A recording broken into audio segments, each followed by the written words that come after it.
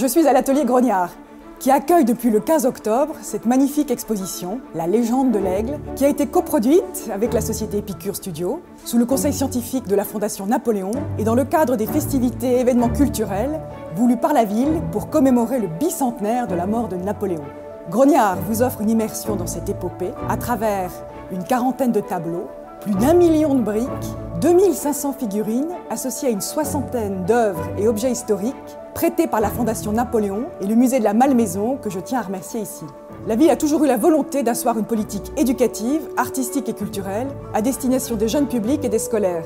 L'exposition La légende de l'aigle est un projet sociétal, touristique, éducatif et culturel qu'on a proposé en coproduction avec la ville de Rueil-Malmaison, qui permet aux plus jeunes, autant qu'à leurs aînés, de transmettre le savoir, leur histoire, de pouvoir le faire en briques Lego, mais accompagné d'œuvres historiques sur l'histoire de Napoléon Bonaparte. Cette histoire débute avec un grand-père et ses 2 petits-enfants, où là il y a un rôle de transmission du savoir et de l'histoire pour que nos plus jeunes de maintenant puissent bien connaître leur passé, afin d'avoir une vision de leur histoire la plus précise possible et que ça soit accessible et bien sûr immersif. Donc la brique Lego est là pour rendre cet effet-là aux plus jeunes, mais je crois aussi que les plus vieux pourront y trouver leur compte et apprendre plein de choses, puisque nous avons aussi créé, au-delà de ça, toute une médiation auprès des jeunes, des centres de loisirs, des écoles, qui vont leur permettre aussi de construire leur propre idée du patrimoine lié au Premier Empire, mais aussi c'est agrémenté d'expressions, d'anecdotes qui pourront permettre de mieux comprendre cette belle histoire qu'est la légende de l'aigle. À mon tour, je suis heureux de vous présenter l'exposition L'Histoire en briques Lego, composée de 40 tableaux historiques. Alors, je m'appelle Pierre Branda, je suis historien, chef du patrimoine à la Fondation Napoléon. La Fondation Napoléon est heureuse de prêter 40 œuvres historiques pour enrichir, compléter le propos de cette exposition, car nous avons voulu qu'elle soit signifiante et que, se mêle à la reconstitution des objets authentiques, certains très prestigieux ayant appartenu à Napoléon, pour qu'on puisse, si je puis dire, approcher l'histoire de plus près, l'histoire de ce personnage, mais aussi l'histoire de France, peut-être susciter des vocations, des envies et toujours se rapprocher de l'histoire. Ça nous semble très important et c'est pourquoi nous sommes heureux et fiers, la Fondation Napoléon, d'accompagner cette très belle et réussie exposition. Vous êtes devant la Malmaison et Petite Malmaison en briques Lego, une œuvre assez magistrale puisque c'est la pièce référente de l'exposition, puisque nous sommes dans la ville de Rueil avec son patrimoine. Vous avez donc le château et la petite Malmaison qui est toujours existante sans la verrière à ce jour. Et donc là, vous avez pratiquement 400 heures de travail, plus de 70 000 briques utilisées. On a reconstitué un petit peu une scène bucolique où on voit l'empereur déjeuner avec Joséphine et ses invités. Et vous avez toute l'ambiance du jardin. Alors évidemment, si on devait reprendre la taille de cet espace, si on devait le projeter sur l'ensemble du territoire de Rueil, c'est vrai que cette maquette devrait faire pratiquement 100 fois cette taille-là pour respecter le terrain du Bois-Préau et le terrain de la Malmaison à l'époque du Premier Empire. Alors nous sommes ici dans la section consacrée à l'expédition d'Égypte. L'expédition d'Égypte, c'est l'une des plus grandes pages de l'épopée de l'histoire de Napoléon Bonaparte. Et à la Fondation Napoléon, nous sommes heureux de présenter notamment une épée de l'Institut d'Égypte, parce que si l'expédition d'Égypte fut un désastre militaire, sur le plan scientifique, par contre, ce fut une réussite totale. Bonaparte a créé un institut, avait emmené des savants, et donc nous présentons une épée assez rare de cet institut qui a été créé au moment de cette expédition. Nous avons aussi un service, un cabaret, un porcelaine de Sèvres qui appartenait à l'impératrice Joséphine et qui reprend les dessins effectués par Vivant Denon au moment de l'expédition, car Vivant Denon, ce célèbre futur directeur du musée Napoléon, a pris beaucoup de dessins sur place, des monuments, aussi de la vie quotidienne de l'Égypte d'alors, et toutes ces gravures magnifiques qui sont à la base et qui ont formé, enfin qui sont à la naissance de l'égyptologie, sont repris sur ce magnifique service, car en fait Napoléon a voulu décliner et reprendre toujours ce thème égyptien, puisque nous avons le style Retour d'Égypte qui a largement influencé le style empire. Donc en fait cette expédition d'Égypte et dans les arts, dans les sciences, a vraiment été un moment d'exception et a donné naissance, on peut le dire, à l'égyptologie et aux travaux qui vont suivre et bien entendu à la traduction des hiéroglyphes par Champollion. On a dit de Napoléon Bonaparte qu'il a été le dieu de la guerre. C'est vrai que dès ses premières campagnes, notamment la campagne d'Italie, il a remporté victoire sur victoire, Arcole, Lodi, Montenotte et Rivoli, des victoires absolument éclatantes, foudroyantes et qui ont stupéfié ses adversaires, même toute l'Europe, et qui vont porter ce personnage en faire un héros antique. Néanmoins, Napoléon Bonaparte n'était pas seul. Il avait autour de lui des généraux expérimentés qui deviendront plus tard ses futurs maréchaux. Je pense au maréchal Lannes, au maréchal Davout, aussi à Berthier, mais aussi à Masséna, né à Nice et qui a été avec lui dès la première campagne d'Italie.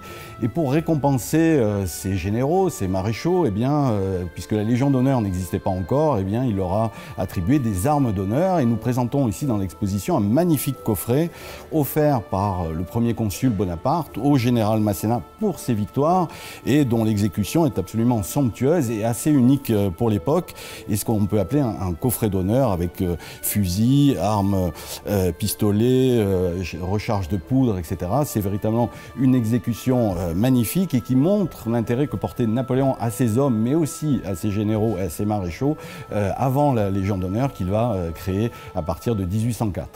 Donc nous sommes sur un instant solennel puisque c'est le sacre de Napoléon et de Joséphine. Joséphine qu'on avait prédite plus qu'une reine, une impératrice à la Martinique puisqu'elle a fait une partie de son enfance en Outre-mer.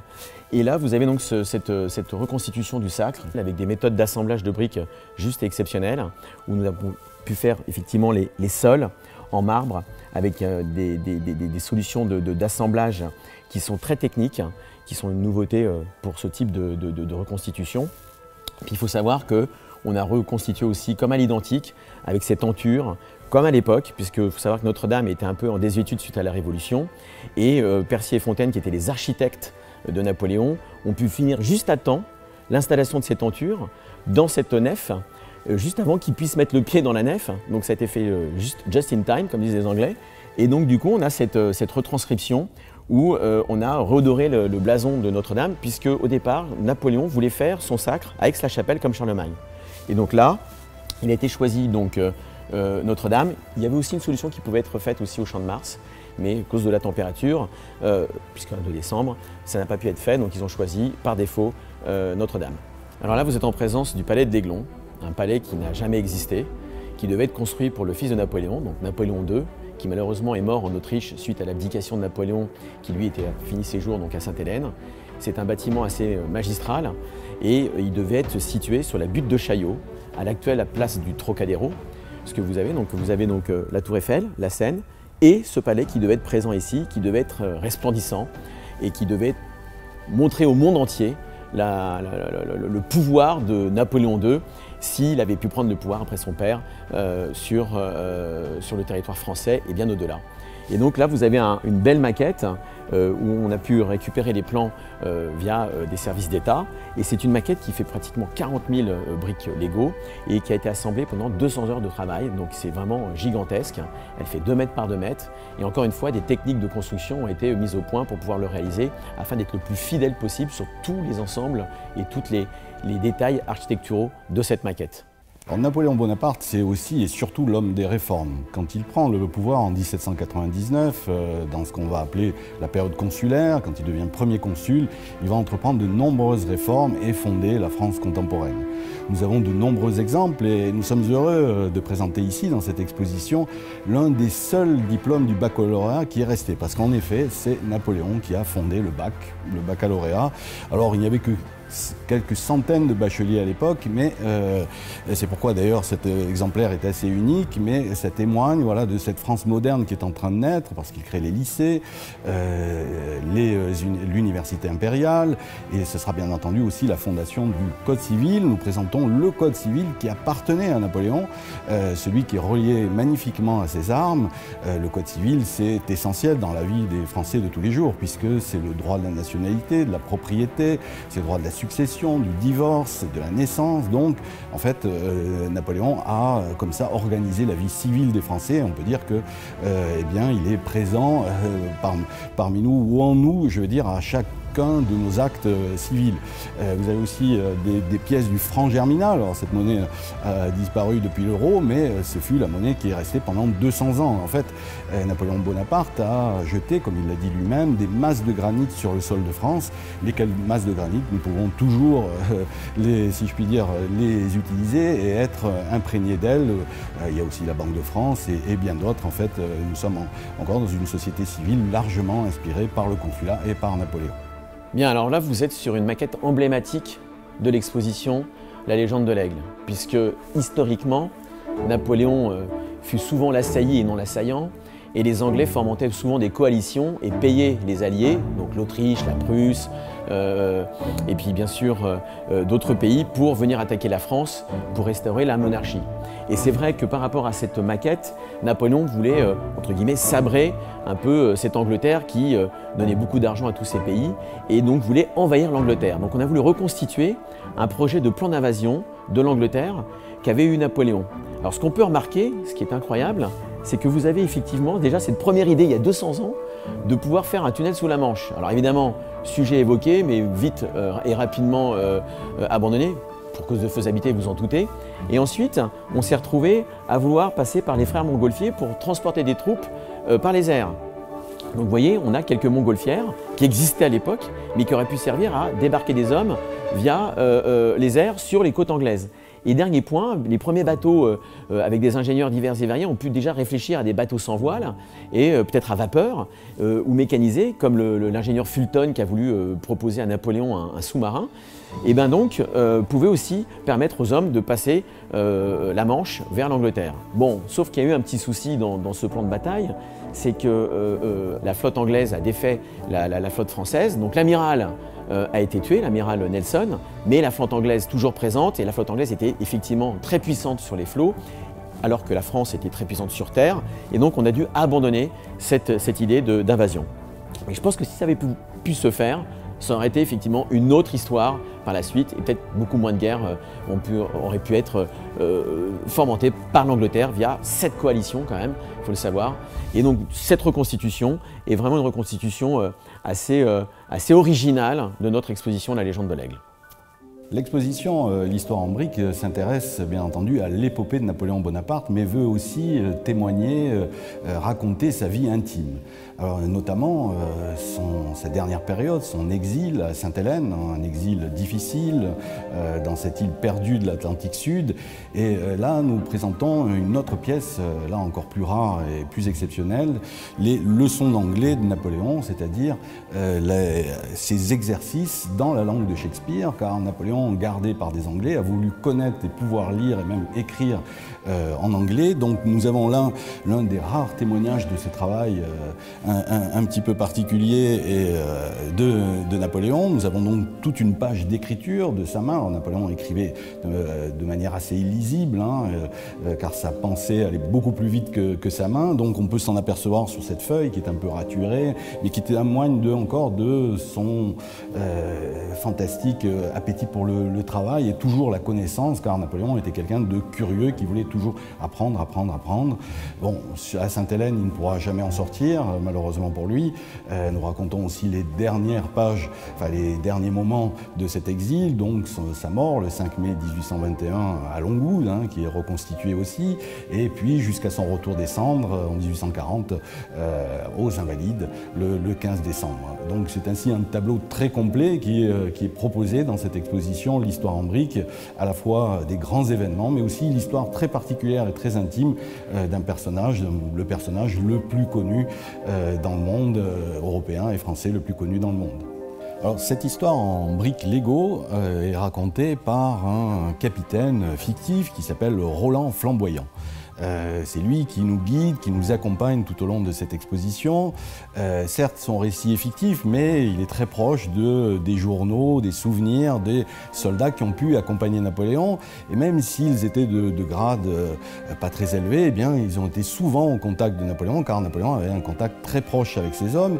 Et donc, c'est pourquoi dans l'exposition, nous avons aussi beaucoup de pièces militaires, dont cette superbe cuirasse de cavalerie lourde, pour montrer en fait tout l'équipement dès l'époque parce que, eh bien, uniformes, chevaux, harnachements, eh bien, armes, tout ça a été étudié au plus beau parce que, eh bien, quand on se rendait sur le champ de bataille, hein, on appelait ça aller au bal. En fait, les soldats se revêtaient leur plus bel habit car c'était peut-être leur dernier jour, hélas, et c'était souvent un bal tragique, mais cette rencontre, la bataille, voilà, c'était le moment assez difficile néanmoins, mais qui permettait de voir cette armée, si je puis dire, la plus à son avantage en fait, avec Napoléon toujours au milieu de ses hommes, hein, dans ses 40 et puis même 50 batailles, et c'est pourquoi là encore nous avons voulu rassembler des objets historiques d'époque et qui montrent l'apparence de cette armée qu'on a appelée la Grande Armée. Nous sommes à la Bérésina, d'où l'expression c'est la Bérésina, généralement synonyme de catastrophe. Ça n'a pas été une catastrophe, certes beaucoup de morts puisque l'armée française, enfin voire européenne, est partie à 600 000. Et grâce à la Bérésina, enfin en tout cas aux pontonniers qui ont pu passer la Bérésina, on a réussi à sauver les débris de l'armée. Plus de 35 000 hommes et de femmes aussi ont pu revenir sur le territoire français. Je veux simplement souligner que c'est une maquette qui est assez pointue puisqu'on a fait travailler aussi des couturières pour des manteaux. On a fait travailler aussi notre imagination pour voir un petit peu comment ce mouvement de foule pouvait passer cet étang. Je n'arrive toujours pas à expliquer comment c'est possible que le lac soit pas gelé. Voilà, parce qu'on était quand même à des températures de moins 15, moins 20, moins 30 la nuit. Donc du coup, ça fera qu'on me l'explique. Mais néanmoins, la maquette montre ces fameux pontonniers, c'était 300 avec le général Eblé, qui malheureusement ont perdu la vie via leurs efforts pour faire passer leurs camarades de l'autre côté de la rive. Donc c'est vrai que c'est un fait d'armes juste incroyable, qui est synonyme certes de mauvais présages, de catastrophe, mais qui néanmoins est une victoire française pour sauver le reste de l'armée, où Napoléon a quand même décidé de faire brûler les drapeaux pour pas qu'ils soient pris par les ennemis, et c'est vrai que le froid fait le reste. Alors le dernier carré de Waterloo, c'est là où s'est retrouvé effectivement les grognards, les grenadiers de la garde impériale de Napoléon. Donc c'était à la fin de la bataille de Waterloo contre les Prussiens et les Anglais. Et donc effectivement c'est un moment tragique puisque ces hommes-là ont couvert la retraite de Napoléon qui voulait finir ses jours avec eux dans ce dernier carré, si ce n'est qu'il y avait quand même 2-3 anecdotes assez croustillantes puisque même si la situation était relativement tragique, on a ce fameux Cambronne déjà qui aurait dit ce mot entre guillemets vulgaire commençant par un M mais accompagné de la garde Sommer mais ne se rend pas, donc c'est ce qui s'est passé, lui-même blessé, il donc est tombé sous le poids des balles et de la mitraille des canons anglais et sans rancune a été donc prisonnier pour ensuite aller en Angleterre et se marier avec une Anglaise. Ensuite, ces bonnets à poil que nous avons là, donc cette vieille garde de Napoléon, servent maintenant de trophée aux gardes de Buckingham, du palais de la reine Elisabeth, même des autres rois et reines d'Angleterre, et le portent en souvenir de cette bataille de Waterloo que nous avons perdue. Mais voilà, nous voilà dans l'une des dernières salles de l'exposition La Légende de l'Aigle, puisque nous sommes sur la salle de Longwood, où Napoléon a été donc exilé pendant 5 à 6 années de 1815 à 1821, mort d'un cancer à l'estomac, et ce n'est que 19 ans après que l'État français, grâce à l'Angleterre bien sûr, a pu récupérer son corps et donc a envoyé le bâtiment de la Belle Poule, qui est donc illustré en briques Lego d'une manière assez fidèle, puisque nous avons réalisé tous les cordages du bâtiment avec des nœuds de marin, avec aussi la main courante qui a été faite avec une aiguille pour bien épouser la forme du contour du bateau. Bref, un travail d'orfèvre pour nous en tout cas, puisque une maquette de bateau aussi bien réalisée n'a jamais été faite par Lego pour l'instant. Et ça a été fait par une jeune maquettiste que je cite, Léna, qui a fait un vrai travail fabuleux sur ce bâtiment. Alors ce bâtiment a fait le voyage donc de Sainte-Hélène à Cherbourg pour ensuite transporter les cendres de l'empereur sur 2 autres bâtiments que vous avez donc ici. Vous avez donc le Normandie, qui donc a pris le corps de l'empereur pour l'emmener de Cherbourg à Rouen. Et ensuite, on a repris le corps de l'empereur pour l'installer sur la Dorade qui a fait Rouen-Courbevoie, puisque l'empereur voulait être enterré près des siens, près de son peuple, sur les berges de Seine. Et pas moins d'1 500 000 visiteurs et de badauds sont venus accueillir le corps de l'empereur pour faire le trajet des quais de Seine jusqu'aux Invalides, là où est son tombeau que vous pouvez donc admirer à ce jour. L'exposition La Légende de l'Aigle entre totalement dans la stratégie de communication et d'image de la ville de Rueil. En effet, nous avons la chance et le privilège d'avoir un très grand patrimoine napoléonien, château de Malmaison, petite Malmaison, tombeau de l'impératrice Joséphine et de sa fille la reine Hortense. Et la ville a bien entendu capitalisé sur ce patrimoine, en particulier en créant la marque Ville Impériale en 2011, qui regroupe aujourd'hui 23 villes parmi les plus prestigieuses de France. Nous avons de plus fait un certain nombre de grands événements toute l'année 2021, puisque comme vous le savez, c'était l'année du bicentenaire de la mort de l'empereur, et donc l'exposition La légende de l'Aigle entre totalement dans ses actions. Pour finir, parmi les très grandes opérations napoléoniennes qui sont faites au sein de la ville de Rueil, je voudrais parler du jubilé impérial. Il y a déjà eu 3 jubilés, le dernier a regroupé plus de 120 000 personnes. Eh bien, j'ai le plaisir de vous annoncer qu'il y aura un 4e jubilé qui aura lieu en 2022, les 24 et 25 septembre. Et je souhaite bien entendu que tous vous puissiez en profiter.